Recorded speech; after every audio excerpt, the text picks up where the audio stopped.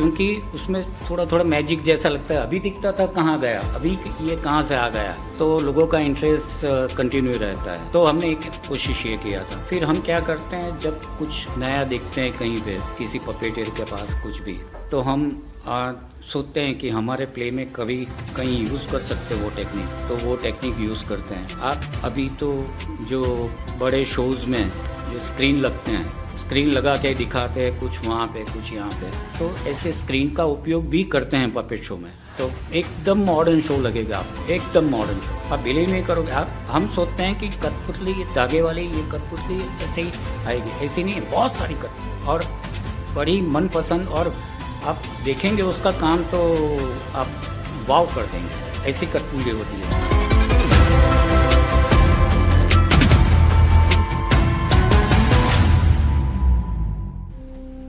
नमस्कार, भारत विक्रम की संवाद श्रृंखला में आज हम लेकर आए हैं एक ऐसे कलाकार को जो पपेट्री आर्टिस्ट हैं। देश विदेश में इस प्राचीन कला को इन्होंने इसका प्रसार किया, इसका प्रदर्शन किया और आज इनका नाम पूरे देश में नहीं दुनिया में है। आइए उनसे चर्चा करते हैं और जानते हैं पपेट्री के बारे में और इस कला के बारे में, इसकी प्राचीनता के बारे में और इसके भविष्य के बारे में। मान सिंह जी, आपका बहुत स्वागत हमारे कार्यक्रम में। और सबसे पहले तो मैं जानना चाहूँगा कि कठपुतली एक जो कला है, पपेट्री आर्ट जो है, और उसके आप माहिर हैं, ये कहीं ना कहीं सुनने में कौतूहल जगाती है, देखने में रोचक भी लगती है। क्या वजह है कि इस समृद्ध कला को बहुत आगे जाना था लेकिन लुप्त प्राय सी होती चली जा रही है? अब विक्रमोत्सव जैसे आयोजन में इसे मंच मिला है और इसी तरह के आयोजनों में आमतौर पर प्राय जो है इसका मंचन होता है या इस कला का प्रदर्शन किया जाता है। क्या कारण मानते हैं? जैसे ये कला तो बहुत पुरानी है और ऐसा कहते हैं कि उसकी शुरुआत भारत से ही हुई थी, हिंदुस्तान, फिर फैलती गई दुनिया में और कई और तरह के पपेट्स कठपुतलियाँ बनती गई। हम जैसे धागे वाली पुतुल को ही कठपुतली का नाम से पहचानते हैं, लेकिन बहुत सारे अलग अलग प्रकार हैं कठपुतली के, तो हम पपेट्स कहते हैं। पपेट्स में बहुत सारे शेडो पपेट्स आते हैं, स्ट्रिंग पपेट आते हैं, ग्लव पपेट आते हैं, रॉड पपेट, और कई तरह की पपेट्स होती हैं। जो फिंगर पपेट हैं वो उंगली में पहन के चलाते हैं, टेबल टॉप पपेट हैं। तो बहुत सारे प्रकार के पपेट्स दुनिया में लोग बनाते हैं और परफॉर्म भी करते हैं। भारत से शुरू हुआ था, अभी पूरे विश्व में कई देशों में होता है और वहाँ भी नेशनल और इंटरनेशनल फेस्टिवल्स होते हैं, हम जाते हैं, पार्टिसिपेट करते हैं। तो हमें क्योंकि उन लोगों ने पपेट्री को अपने तरह से डेवलप किया है, तो उनकी शैली भी हमें देखने को मिलती है, जानने को मिलता है, हम हमारी शैली दिखाते हैं। तो ऐसे आदान प्रदान तो चालू रहता है। हाँ, बिल्कुल सही बात है कि हमारे देश में अभी उसका जो प्रदर्शन होता है वो सीमित होता रहा है कुछ सालों में, कुछ दशकों में। फिर भी हम लोग जहाँ भी जाते हैं तो जब लोग देखते हैं, इन्वॉल्व होते हैं, तो उन लोगों को मज़ा आता है। और कभी कभी जो उम्र में बड़े लोग होते हैं, हमने बचपन में देखा था, फिर अभी देखा, तो उनकी मेमोरी में पपेट है। तो पपेट अपनी इम्पैक्ट छोड़ता है जी, तो लोगों को याद भी रहता है और उसकी कई बातें भी बहुत याद रहती है। तो हम कहते हैं कि अगर कम्युनिकेशन के लिए puppetry is a very strong medium, कुछ कम्युनिकेट करना है, वो चाहे किसी भी उम्र के लोगों के लिए हो। ज़्यादातर लोग समझते हैं कठपुतली है तो बच्चों के लिए है, पर ऐसा नहीं है। हमने देखा है कि बड़े लोग भी, बुज़ुर्ग लोग भी बैठ के देखते हैं और एंजॉय करते हैं। तो ऐसा मेरा अनुभव रहा है। मैंने विविध प्रदेशों में जाके पपेट्री को दिखाया है, विविध शैलियों में दिखाया है, तो हमने देखा है कि लोग बड़े इंटरेस्ट से उसे देखते भी हैं और एंजॉय भी करते हैं। करीब 95 में एक प्रपोज़ल आया था मेरे पास अमूल का 50 इयर्स हो रहा था, तो वो लोग गोल्डन जुबिली या एंजॉय सेलिब्रेट करना चाहते थे। तो उसमें पपेट शो की बात आई। तो जैसे कोई आयोजन होता है तो पहले डिस्कशन होते हैं, तो हमने कहा पपेट्री हम दिखाएं तो अच्छा रहेगा। तो उन लोगों ने बोला कि पपेट कौन देखता है आजकल। तो हमने उनको एक डेमोन्स्ट्रेशन के लिए एक गांव में चले गए। वहाँ जाके हमने परफॉर्म किया 1 घंटा। 3000 लोग, सब उम्र के, छोटे से बड़े, 3000 लोग बैठ के 1 घंटे का पपेट शो देखा, एंजॉय किया। और उन लोगों ने देखा कि नहीं, ये लोग जो बात कर रहे हैं, पपेट जो बात कर रहा है वो लोग सुन रहे हैं और रिएक्ट भी कर रहे हैं। तो 2 वे कम्युनिकेशन हुआ, तो उन लोगों को पसंद आया। तो उन लोगों ने 1000 शो 1 ईयर में हमें हर गांव में डेयरी में जाके पपेट शो दिखाना था। और उसमें बात थी डेयरी कोऑपरेटिव की, वुमन पार्टिसिपेशन की, मिल्क प्रोड्यूसन, कैसे ज़्यादा मिल्क आप निकाल सकते हैं, कैसे आपको फ़ायदा हो सकता है। क्लीनलीनेस की बात थी, हेल्थ एंड हाइजीन की बात थी, एनिमल्स की और खुद की। तो ऐसी गंभीर विषयों को लेके हमने स्टोरीज डेवलप किया और पूरे साल हमने परफॉर्म किया केडा डिस्ट्रिक्ट में 1000 विलेजेस में। और हम जाते थे तो हम देखते थे लोग बड़े इंटरेस्ट से आगे आते थे और एंजॉय भी करते थे। और उन लोगों को जो मैसेज देना होता था, जो बातें कहनी थी, जो जिसके लिए वो लोग पहले लेक्चर का उपयोग करते थे, लेकिन लेक्चर में उन लोगों को क्या था कि नाश्ता दोगे तो आएंगे और नाश्ता हो गया तो चले जाएंगे, बात कहीं नहीं कहीं वो। लेकिन हमारे शो के वो हिसाब से क्या हुआ, जब तक शो ख़त्म नहीं होता था वो लोग नहीं जाते थे और नाश्ता नहीं देना पड़ता था और बात कन्वे होती थी, क्योंकि पपेट कम्युनिकेट करता है। हम लोग क्या करते हैं, जब परफॉर्म करते हैं तो ऑडियंस के साथ कम्युनिकेट भी करते हैं, उनको सवाल करते हैं, उनसे जवाब लेते हैं, उनकी समस्याएं जानते हैं और उनके जवाब देते हैं, तो बड़ा आसान हो जाता है।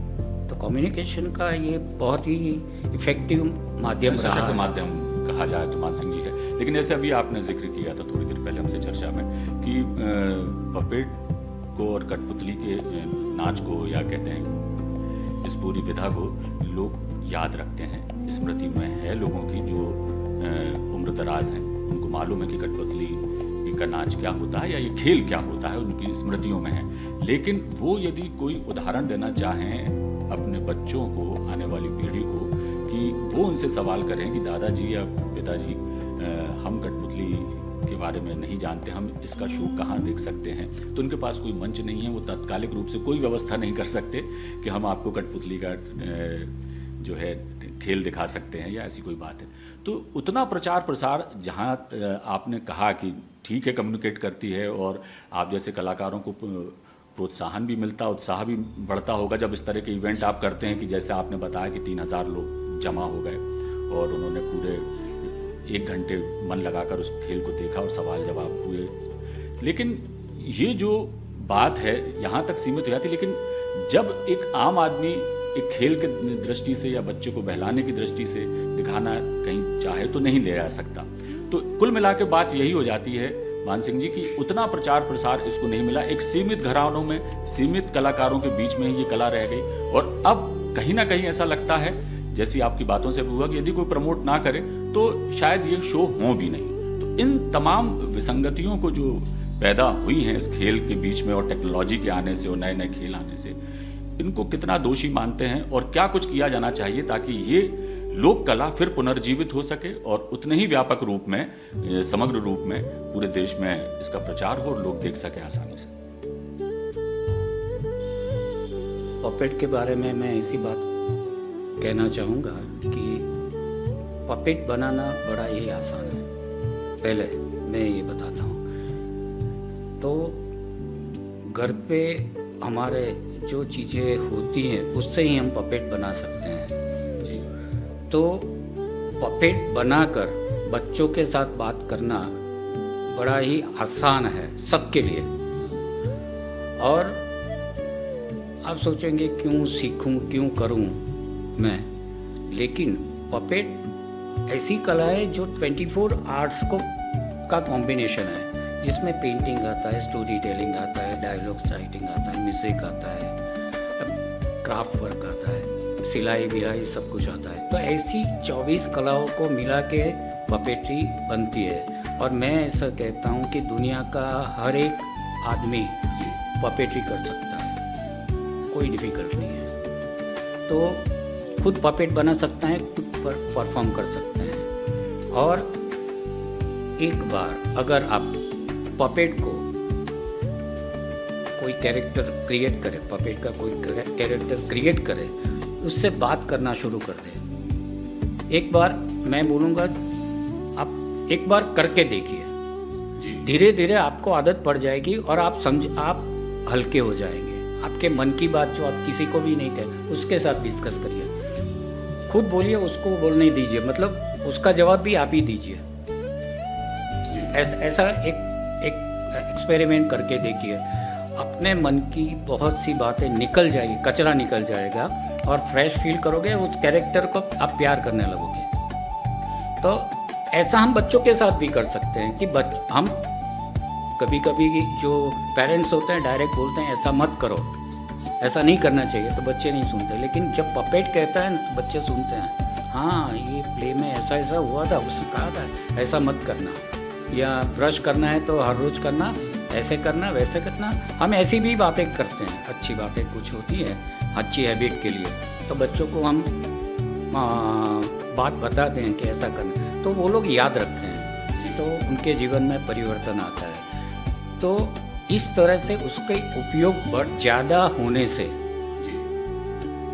पपेट्री का यूज़ ज़्यादा होने से कर सकते हैं। एक स्किल है जो सबके पास है, यूज़ करना नहीं करना वो सबकी पसंद की बात है। स्किल बाकी सबके पास है। हाँ, आपको अगर चाहिए कि ये मैं तो नहीं कभी देखा नहीं कैसे होता है, तो इसके लिए यूट्यूब पे बहुत सारे वीडियोस हैं पपेट मेकिंग के, वो सिंपल तरीके सिखाते हैं। हमने क्या किया है, हमने हमारा एक यूट्यूब चैनल बनाया है, उसमें हमने गीता के श्लोक के आधार पर छोटी छोटी 5-7 मिनट की कहानियाँ रखी है, तो उसकी एक सीरियल बनाई है 12 एपिसोड की। तो वो लोग कभी भी देख सकते हैं, ऐसा नहीं है कि मैं पपेट जाके कहाँ देखूँ। तो अभी अवेलेबल है, हाँ उसकी संख्या कम है पर धीरे धीरे बढ़ेगी। तो पपेट को आप देख सकते हैं। नहीं, मेरा सवाल दरअसल बिल्कुल सही है कि अब माध्यम बदल गए हैं, लेकिन अब मूल रूप में जिस तरह से पपेट शो होते हैं, उस तरह के शो यदि आप चाहो कि तत्काल हम देख सकें अपने शहर में, तो पॉसिबल नहीं है, क्योंकि कलाकार सीमित हैं और ये कला सीमित है बाहर। और जैसा आपने बताया कि अब तो टेक्नोलॉजी आ गई है, और जिस तरह से आपने यूट्यूब पे आप दिखा रहे हैं पपेट शो, तो आसानी से देखा जा सकता है, और बहुत सारी चीज़ें जो हैं यूट्यूब पे आजकल अवेलेबल हैं, लेकिन जो मूल स्वरूप है उसकी बात ही कुछ और होती। बहरहाल एक सवाल ये मान सिंह जी की बहुत सारी विधाएं ऐसी हैं जिनका टेक्नोलॉजी से वो बहुत प्रभावित हो गई, चाहे वो म्यूजिक हो, डांस हो, तमाम चीज़ें। कठपुतली जो है, जहाँ तक मैं समझता हूँ कि धागों और काठ का और पुतले का खेल है, उंगलियों से आप नचाते हैं, स्टोरी टेलिंग करते हैं, ये खेल है। क्या इसमें टेक्नोलॉजी का कभी कोई सहयोग आपने क्यों नहीं लिया, या कुछ इस तरह के यंत्र नहीं बनाए जा सकते जो आपके काम को और आसान कर दें, और उस प्रदर्शन को जो आप दिखाना चाह रहे हैं, जो बात कहना चाह रहे हैं, और वो क्लियर हो जाए, क्रिस्टल क्लियर जैसी, और बहुत ही तकनीकी के सहारे आप उसको और आसान बना सकें और बेहतर तरह से अपनी बात कह सकें। तो क्या इस तरह के कुछ एक्सपेरिमेंट इस विधा में हुए हैं, या करना चाहिए, आप क्या समझते हैं? बिल्कुल हुए हैं, ऑलरेडी हुए हैं। नियॉन लाइट में जादूगर जादू दिखाते हैं, आपने देखा होगा। हमने पपेट्री में उसको यूज़ किया है। पूरा पपेट शो है, विवेकानंद जी के लाइफ पे है, 40 मिनट का पपेट प्ले है, जो नियॉन लाइट में किया है। वो टेक्निक को लेके, वो मॉडर्न इन्वेंशन है, तो हमने उसको लेके किया। मैक्सिको में हमने 11 शो किए और बहुत पसंद किया गया। तो उसमें, क्योंकि उसमें थोड़ा थोड़ा मैजिक जैसा लगता है, अभी दिखता था कहाँ गया, अभी ये कहाँ से आ गया, तो लोगों का इंटरेस्ट कंटिन्यू रहता है। तो हमने एक कोशिश ये किया था। फिर हम क्या करते हैं, जब कुछ नया देखते हैं कहीं पे किसी पपेटियर के पास कुछ भी, तो हम सोचते हैं कि हमारे प्ले में कभी कहीं यूज़ कर सकते वो टेक्निक, तो वो टेक्निक यूज़ करते हैं। आप अभी तो जो बड़े शोज़ में जो स्क्रीन लगते हैं, स्क्रीन लगा के दिखाते हैं कुछ वहाँ पे कुछ यहाँ पे, तो ऐसे स्क्रीन का उपयोग भी करते हैं पपेट शो में। तो एकदम मॉडर्न शो लगेगा आपको, एकदम मॉडर्न शो। आप बिलीव नहीं करोगे।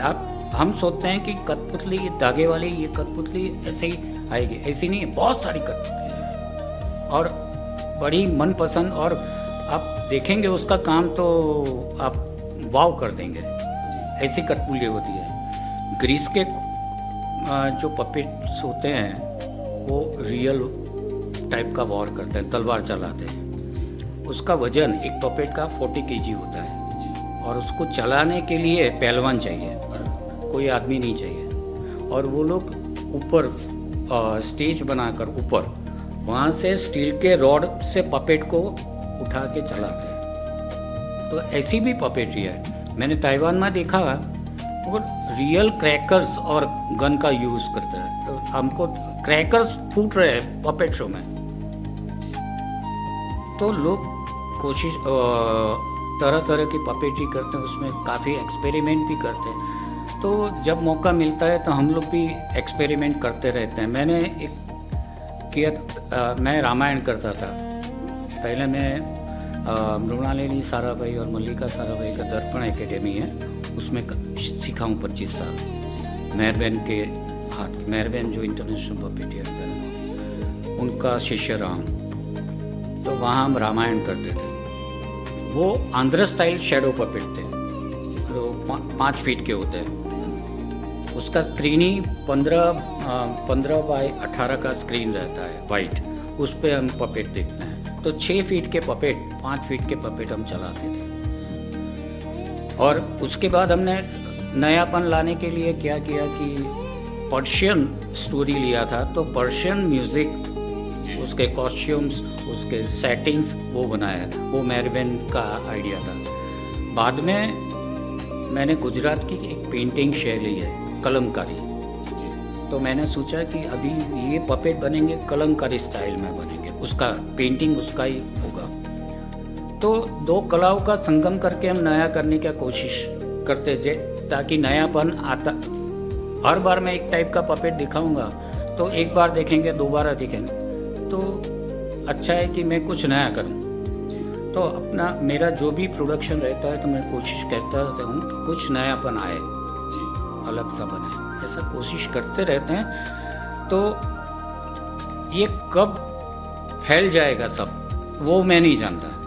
मेरा काम है मैं काम करना, तो मैं काम करता रहता हूँ और भगवान की दया से मेरे पास काम रहता है। ऐसे संस्थाएं हैं, बहुत सारी संस्थाएं हैं, वहाँ ऐसे फंक्शंस होते हैं और हम लोग जाके अपनी कला को प्रदर्शित करते हैं। जैसे मान सिंह जी, ये बहुत अच्छी बात है कि आपको मौका मिला सीखने का भी और अपनी बात कहने का भी, और नए नए एक्सपेरिमेंट इस विधा में आपने किए। और जैसा बताया कि देश विदेश में कई जगह आपने शो किए और वहाँ का एक्सपीरियंस भी जो है वो आपके काम आया और आपकी कला में निखार आया। लेकिन बहुत सारे ऐसे कठपुतली का जो है खेल दिखाने वाले लोग होंगे, जो समुदाय हैं, जो परंपरा से जिनके यहाँ पुश्तैनी तौर से चल रहा है, परंपरा है उनकी, मतलब जन्मई।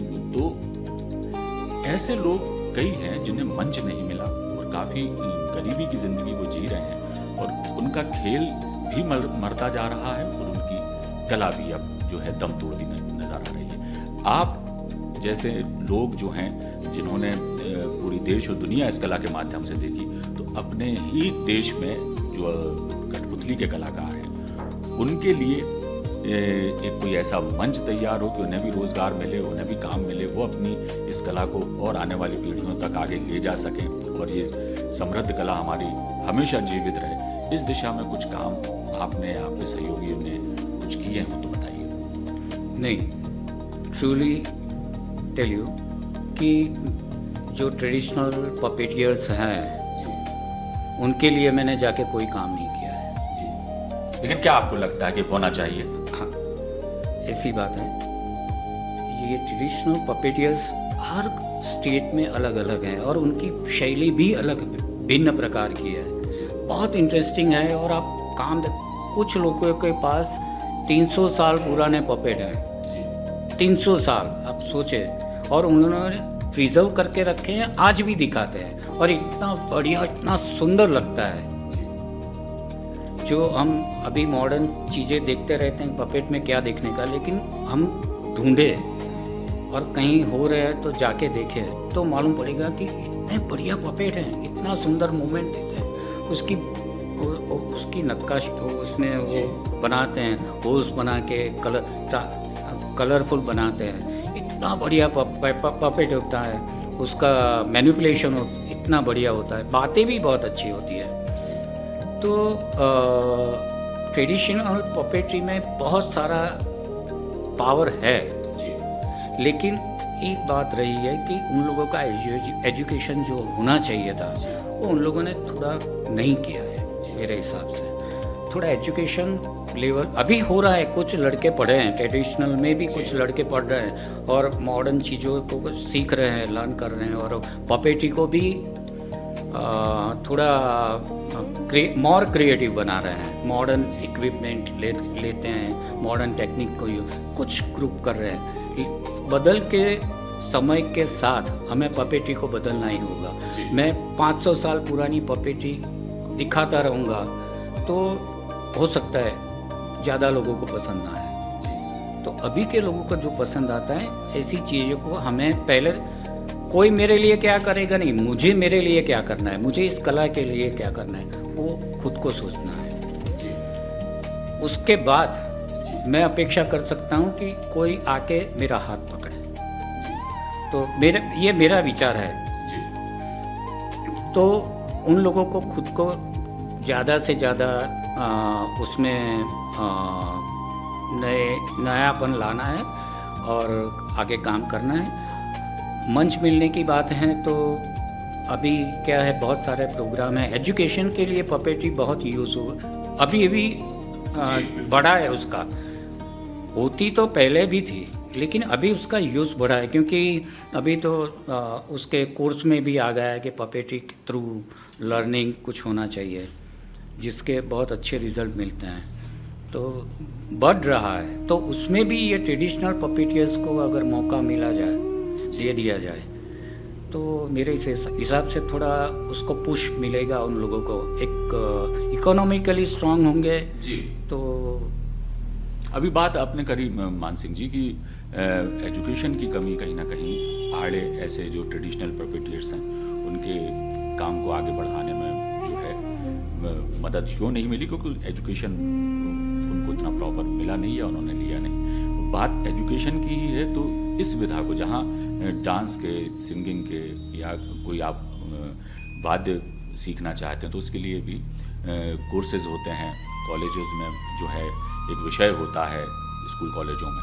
लेकिन पपेट्री के लिए ऐसा कोई पाठ्यक्रम तैयार अभी तक जहाँ तक मेरी समझ में है स्कूलों कॉलेजों में नहीं है। तो आप समझते हैं कि एक पाठ्यक्रम ऐसा रखा जाना चाहिए ताकि बच्चे इस विधा को भी सीख सकें और ये आगे चलकर इतनी समृद्ध हो जाए या इतनी लोकप्रिय हो जाए जितनी कालांतर में बीते दशकों में रही है, कि प्रोफेशन के बतौर भी यदि इस आर्ट को सीखना चाहे व्यक्ति तो सीख सकता है, अपना प्रोफेशन बना सकता है।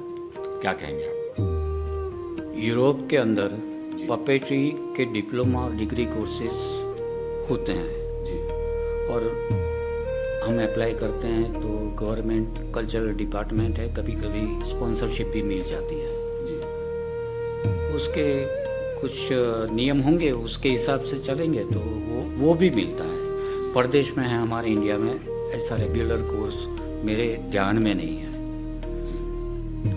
अगर इंडिया में भी हो तो क्या होगा कि ये चिंता कि कहाँ जाके सीखूं वो ख़त्म हो जाएगी। अभी क्या करते हैं, जो लोग भी सीखते हैं वो हमारे जैसे ग्रुप के साथ काम करते करते सीखते हैं। ऐसा ही होता है जी। और हर वक्त वो कन्वीनियंट नहीं होता है, क्योंकि हम लोग जहाँ हैं वहाँ से उनका डिस्टेंस ज़्यादा है, तो वो लोग, और इसमें वक्त लगता है। हाँ, ऐसा नहीं है रेगुलर स्कूल की तरह है कि 10 बजे चालू हुआ 5 बजे ख़त्म हुआ, ऐसा नहीं है। हम तो जब प्रैक्टिस करते हैं तो बच्चों को, नए लोग होते हैं, उनको हमारे साथ शामिल कर लेते हैं। धीरे धीरे काम करते करते करते करते जिम्मेदारियाँ बढ़ाते हैं और वो लोग सीख जाते हैं, फिर हमारे साथ कंटिन्यू करते हैं। तो निश्चित तौर पर यदि जिस तरह से यूरोपियन कंट्रीज़ में इसके लिए डिप्लोमा कोर्स और डिग्री कोर्स होते हैं, यदि हिंदुस्तान में भी ये सब चीज़ें शुरू हो जाएं तो निश्चित तौर पर ये कला जो है फलेगी फूलेगी और एक रोजगार परक आर्ट फॉर्म के जरिए के रूप में भी ये स्थापित हो सकती है। निश्चित तौर पर माननीय मुख्यमंत्री डॉक्टर मोहन यादव के प्रयासों से विक्रमोत्सव का ये आयोजन हो रहा है, 139 दिन तक चलेगा और इसमें विविध कलाओं का प्रदर्शन हो रहा है, कलाकार आकर अपना परफॉर्म कर रहे हैं। इस मंच को किस तरह से देखते हैं आप? उज्जैन आए, आपने यहाँ पर परफॉर्म किया और ये जो सांस्कृतिक आयोजन सम्राट विक्रमादित्य के नाम पर जो उज्जैन में हो रहा है, इस आयोजन को किस तरह से देखते हैं? और अपने जो आपका जो आर्ट है, जो आपकी कला है, उसको जो ये मंच मिला है, तो आपको क्या लगता है कि ये कितना कलाकारों के लिए सहायक सिद्ध हो रहा है ये विक्रमोत्सव? नहीं, मैं ऐसा ज़रूर मैं आभारी हूँ मुख्यमंत्री श्री का और पूरे ये विक्रमादित्य फेस्टिवल के आयोजन में जो ऑफिसर्स हैं उन लोगों का, कि उन लोगों ने ऐसा सोचा कि पपेट्री को इसमें शामिल करना चाहिए।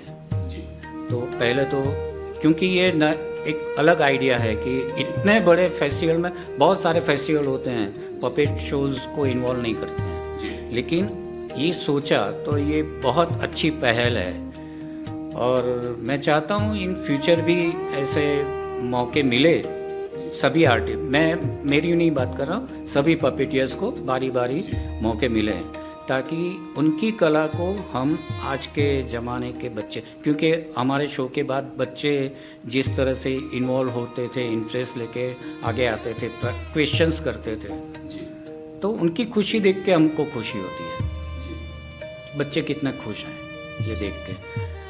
तो मुझे लगता है कि ये विक्रमादित्य फेस्टिवल का जो आयोजन किया है, इतना हमारी संस्कृति को जन जन तक पहुंचाने का बहुत बढ़िया सा प्रयास है और मुझे लगता है कि इसका इम्पैक्ट हमें आगे जाके देखने को मिलेगा।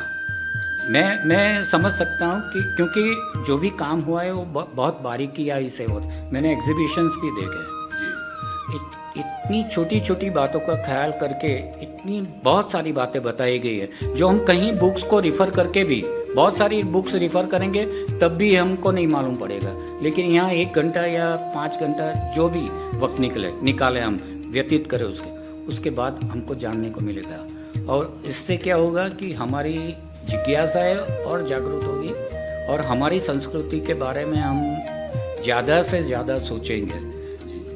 तो मुझे लगता है कि बहुत अच्छा प्रयास है, तो अभिनंदन के पात्र सभी लोग हैं जो इसमें इन्वॉल्व हैं। मान सिंह जी, आखिरी सवाल कि इस विधा में आपने अपने 5 दशक जो हैं व्यतीत कर दिए और इस कला को आपने हिंदुस्तान ही नहीं विदेशों में भी जाकर भारत का नाम रोशन किया।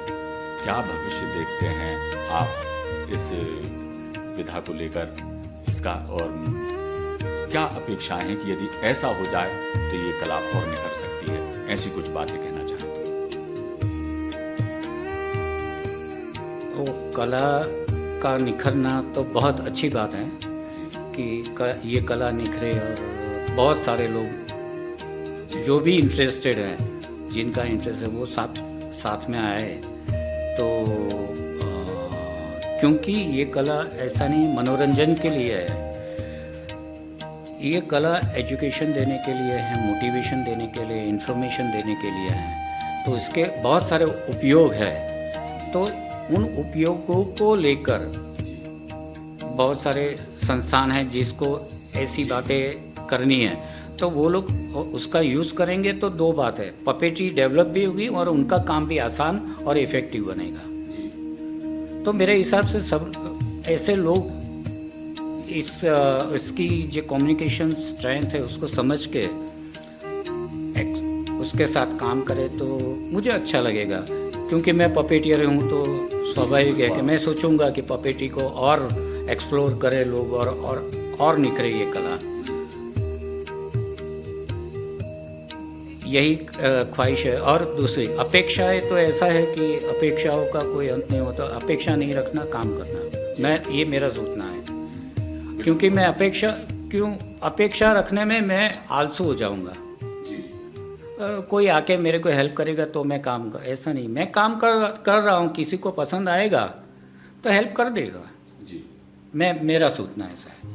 तो सीधी सी बात है मान सिंह जी की, काम करते चलो, अपना धर्म निभाते चलो, अपना कर्तव्य निभाते चलो, और उसका प्रतिसाद निश्चित तौर पर मिलेगा और आपको मिल भी रहा है। आपको इतनी ख्याति मिली, नाम मिला, शोहरत कमाई आपने, और निश्चित तौर पर इस कला को समृद्ध और जीवित रखने में आपका बहुत योगदान है। इसके लिए भी हम आपके आभारी हैं। तो ये थे मान सिंह जी, जो उन्होंने बताया कि किस तरह से कठपुतली की ये जो विधा है उसको सीख कर, उसको आगे बढ़ाकर और उस पर नए नए जो हैं प्रयोग करके उन्होंने देश विदेश में इस भारतीय कठपुतली की जो कला है इसको बहुत ज़्यादा इसका प्रचार किया और ख्याति प्राप्त की। और आज हमारी भारतीय कठपुतली की कला को देश में नहीं विदेशों में भी पहचान दिलाने में बहुत अहम भूमिका मान सिंह जी ने निभाई। मान सिंह जी, आपका बहुत बहुत धन्यवाद भारत विक्रम के इस कार्यक्रम में पधारने का और हमसे चर्चा करने का। अगली कड़ी में फिर हम मुलाकात करेंगे किसी और शख्सियत के साथ। दीजिए इजाजत।